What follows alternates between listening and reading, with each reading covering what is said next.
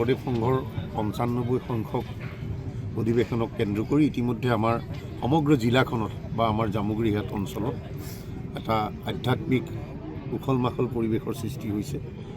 আমি জামুগুৰিবাসী, আমি শোণিতপুৰবাসী, আমি আগ্ৰহেৰে ৰৈ আছোঁ আমাৰ ভকতসকলক শুশ্ৰূষা কৰিবলৈ, সেৱা কৰিবলৈ, অভ্যাগতসকলৰ চৰণৰ ধূলি শিৰত ল'বৰ কাৰণে আমি অধীৰ আগ্ৰহেৰে আমি অপেক্ষা কৰি আছোঁ।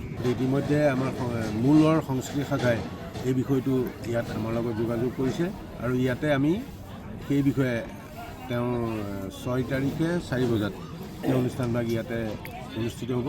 সকলো মানুহৰ ওচৰলৈ আমি শ্ৰীমন্ত শংকৰদেৱ সংঘই বিশেষকৈ আমি প্ৰতিশ্ৰুতিবদ্ধ হৈছোঁ যে আমি মহাপুৰুষ শংকৰদেৱ গুৰুজনাৰ আদৰ্শৰে আমি এখন প্ৰকৃত মানুহৰ সমাজ নিৰ্মাণ কৰিম, য'ত সুখ শান্তি থাকিব, য'ত ঐক্য শান্তি সংহতিৰ বিৰাজ কৰিব। সেইখন সমাজ নিৰ্মাণ কৰিবৰ কাৰণেই শ্ৰীমন্ত শংকৰদেৱ সংঘই ইতিমধ্যে ৯৫টা বছৰ পাৰ কৰিব।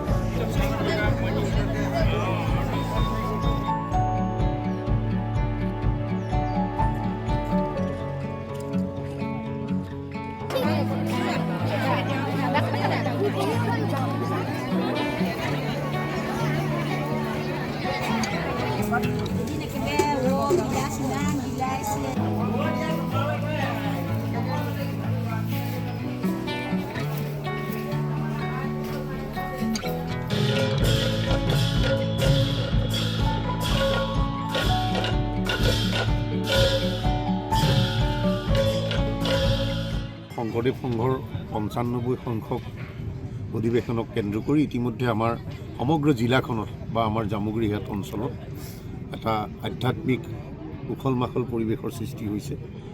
আমি জামুগুৰিবাসী, আমি শোণিতপুৰবাসী, আমি আগ্ৰহেৰে ৰৈ আছোঁ আমাৰ ভকতসকলক শুশ্ৰূষা কৰিবলৈ, সেৱা কৰিবলৈ, অভ্যাগতসকলৰ চৰণৰ ধূলি শিৰত ল'বৰ কাৰণে আমি অধীৰ আগ্ৰহেৰে আমি অপেক্ষা কৰি আছোঁ।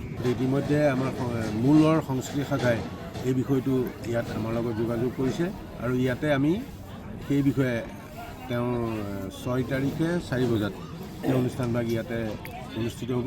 সকলো মানুহৰ ওচৰলৈ আমি শ্ৰীমন্ত শংকৰদেৱ সংঘই বিশেষকৈ আমি প্ৰতিশ্ৰুতিবদ্ধ হৈছোঁ যে আমি মহাপুৰুষ শংকৰদেৱ গুৰুজনাৰ আদৰ্শৰে আমি এখন প্ৰকৃত মানুহৰ সমাজ নিৰ্মাণ কৰিম, য'ত সুখ শান্তি থাকিব, য'ত ঐক্য শান্তি সংহতিৰ বিৰাজ কৰিব। সেইখন সমাজ নিৰ্মাণ কৰিবৰ কাৰণেই শ্ৰীমন্ত শংকৰদেৱ সংঘই ইতিমধ্যে ৯৫টা বছৰ পাৰ কৰিব।